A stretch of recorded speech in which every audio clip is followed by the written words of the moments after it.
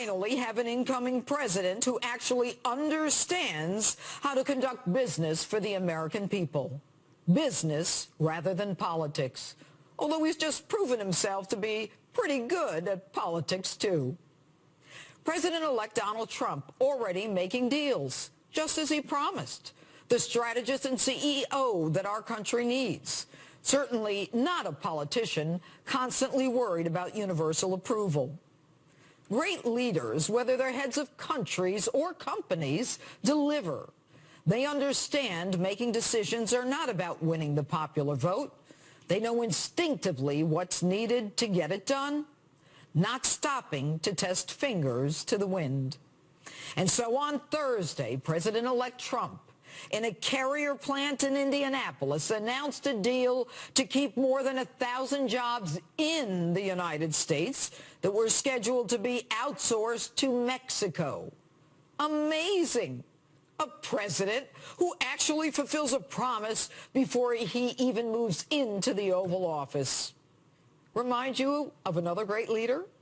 Ronald Reagan and those 52 American hostages held in Iran for 444 days that Jimmy Carter couldn't get released for the life of himself before he left the White House? And curious that in June, when President Obama was asked by a member of the very steelworkers union employed by Carrier if anything could be done to stem the tide of jobs leaving the United States, referencing that candidate Trump had just said he could do it, Mr. Hope and Change himself answers, not a chance, pontificating to this steelworker that American workers need to just learn better skills to adapt to new technology like clean energy. By the way, wasn't it Obama's Department of Energy that sold us Solyndra? Remember that clean energy company destined for failure that lost $500 million taxpayer dollars? Sure, learn that technology and you'd be out of a job there for good. And then Obama takes his shot. Listen. Those jobs of the past are just magic wand.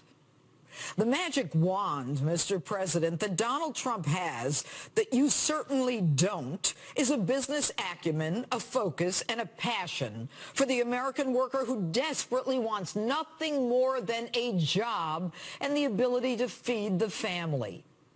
And to those naysayers, including Sarah Palin, who criticize him, let me ask you a question. If we can keep companies from exporting American jobs to foreign countries by offering incentives, why wouldn't we do that? We do all kinds of generous things for illegals, refugees. We educate them, medicate them, house them, give them food stamps. We even give them Obamacare, although the president said it wouldn't cover them. So much for transparency. We bring them in by the thousands. Now, all that costs us taxpayer dollars, not to mention the security danger. Where's our incentive? Shouldn't American workers be allowed to keep their jobs, pay their mortgages and their rent, put gas in their cars, heat in their homes, buy food, help their elderly parents, not to mention putting a gift or two under a tree, assuming they can even afford to buy one, all of which keeps our economy going? At least American workers pay taxes, more than just sales tax that fund our government to then pay for the illegals and the refugees. So if we give that tax cut, at least we get some tax money back. Not to mention that these American families won't then have to go on unemployment and welfare. No fancy slogans here, folks. No one-liners. But you're watching history. You're watching another Ronald Reagan. You're watching in real time a president-elect who is not all talk, a leader who is going to show us real hope and change.